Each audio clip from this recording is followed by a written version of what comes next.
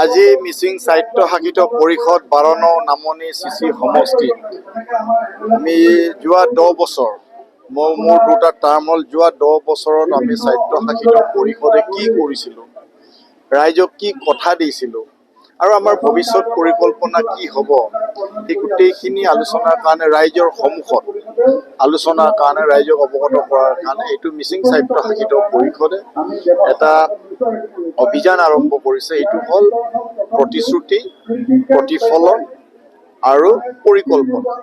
প্ৰতিশ্ৰুতিৰ উদ্দেশ্য হ'ল যে আমি ৰাইজক কি বুলি প্ৰতিশ্ৰুতি প্ৰদান কৰিছোঁ।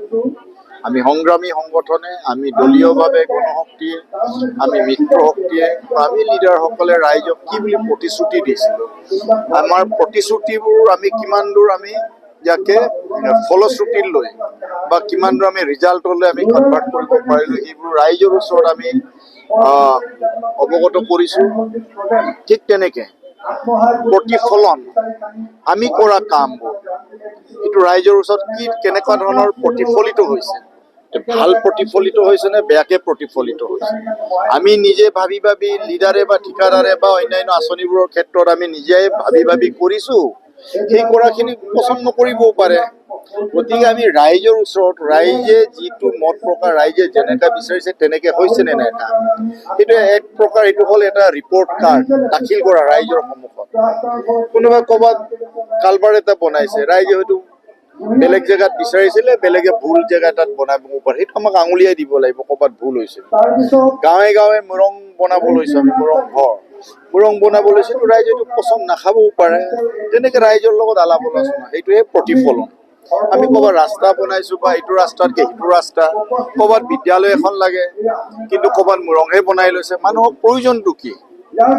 নামঘৰৰ প্ৰয়োজন লাগে না মুৰঙৰ প্ৰয়োজন, না স্কুলখনৰ প্ৰয়োজনটো বেছি লাগে, কোনটো লাগে আগতে, সেই কথাবোৰ কেতিয়াবা কি হয় লিডাৰে বা আমিবোৰ কেতিয়াবা ভুলতে, মই ভবাটো সকলো শুদ্ধ নহ'ব পাৰে, 100% নহ'ব পাৰে। গতিকে সেইবোৰ ৰাইজৰ ওচৰত ৰাইজে আমি কৰা কামখিনি সেইটো প্ৰতিফলিত হৈছে, সেইবোৰ ৰাইজে সন্তুষ্ট নে, ৰাইজে ভাল পাইছেনে বা ৰাইজৰ পৰা কি পৰামৰ্শ। তৃতীয়টো হ'ল পৰিকল্পনা। ইয়াৰ পৰা অনাগত দিনবোৰত আমি ৰাইজক মিচিং সাহিত্য শাসিত পৰিষদত থকা মিচিং ৰাইজক বা ইয়াতে বসবাস কৰা অন্যান্য জাতি জনগোষ্ঠীসকলক আমি ভৱিষ্যত আমি ছচিঅ' আৰ্থ সামাজিক দিশত, শিক্ষাৰ দিশত, সংস্কৃতিৰ দিশত, ভাষাৰ দিশত সেইবোৰ আমি কেনেকুৱা ধৰণৰ পৰিকল্পনা কৰিছোঁ। এতিয়াৰ পৰা 10 বছৰৰ পিছত আমি খেলপথাৰ লাগে নে নাই, বা ক'ত গাঁৱে গাঁৱে বা অঞ্চলে অঞ্চলে পঞ্চায়তে খেলপথাৰ লাগে।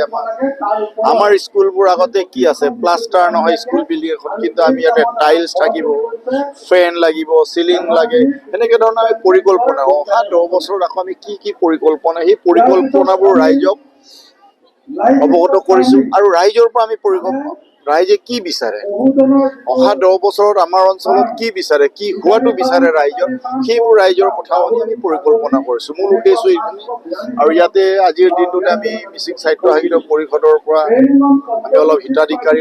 আজি মিচিং সাহিত্য শাসিত পৰিষদৰ নামনি চিৰণি এই সমষ্টিৰ আমাৰ EM আমাৰ জহান দলে ডাঙৰীয়াৰ নেতৃত্বত ইয়াতে আজি হাজাৰতকৈ অধিক আমাৰ জনগণৰ মাজত প্ৰতিশ্ৰুতি, প্ৰতিফলন আৰু পৰিকল্পনা এই সভাত আহি এই অঞ্চলত সঁচা অৰ্থত বিশেষকৈ 16 চনৰ পাছত যিখিনি পৰিৱৰ্তন হৈছে, সঁচা অৰ্থত উন্নয়ন যদি হৈছে যোৱা 10 বছৰত যেনেকৈ হৈছে, আৰু তাৰ আগতো যিখিনি এটা সময় আছিলে এই অঞ্চলত পকা ৰাস্তা বুলিবলৈ একো চিন-চাপ নাছিলে।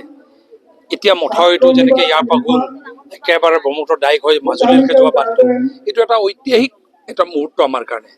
নহ'লে এইবোৰ এটা সপোন আছিলে, এইটো এটা জংঘল, গাড়ী এখন বাদ দিয়ক, ট্ৰেক্টৰ এখন ভালকৈ নচলা জেগা আছে। এইটো ইমান সুন্দৰ এটা, মই তাৰ কাৰণে আজি ৰাজহুৱা সভাতে মুখ্যমন্ত্ৰী ডক্টৰ হিমন্ত বিশ্ব শৰ্মা ডাঙৰীয়াক ধন্যবাদ জ্ঞাপন কৰিছোঁ। আৰু ইয়াৰ যিখিনি আন্তঃগাঁথনি, ৰাস্তা পদূলি, সঁচা অৰ্থত এইখন চৰকাৰৰ দিনত মই সুযোগ পাইছোঁ, পইচা পাতি চেংচন যেনেকৈ লাগে পাইছোঁ, পৰিৱৰ্তনবোৰ হৈছে, জনগণেও স্বীকাৰ কৰিছে। আৰু ইয়াৰ এটা মেজৰ আমাৰ ঝামেলা আছিলে মাটিবোৰৰ, গ্ৰাম সভা ম্যাদী, এইটো এইবাৰ বিধানসভাৰ মজিয়াত এই গোটেই বিষয়বোৰ আলোচনা হ'ব আৰু চাগে এই 3 মাহৰ পাছৰ অৰ্ডাৰ বাহিৰ হ'ব গ্ৰাম সভা ম্যাদী পট্টা কৰাৰ কাৰণে আগবাঢ়িব এইটো এটা আমাৰ ম্যাদী পট্টাকৰণৰ দ্বাৰা আৰু জলডুবি বিষয়টো আছিলে এইটো এটা মীমাংসা হয় 1 বছৰৰ ভিতৰত আমাৰ ইয়াৰ ম্যাদী পট্টা মাটিৰ সমস্যা সব সমাধান হ'ব বুলি আমাৰ আশা তাৰ ওপৰঞ্চি যিখিনি সাধাৰণ মানুহক সাধাৰণ শ্ৰেণী মানুহক সহায় কৰা চৰকাৰৰ যিখিনি আঁচনি ইয়াত প্ৰত্যেকজন মানুহ আৰু প্ৰত্যেক ঘৰত স্পৰ্শ কৰিছে আৰু জনগণ এইকাৰণে কৃতজ্ঞ এইখন চৰকাৰৰ প্ৰতি তাৰ কাৰণে আজি কৃতজ্ঞতাও আমি প্ৰকাশ কৰিছোঁ এইখন চৰকাৰৰ প্ৰতি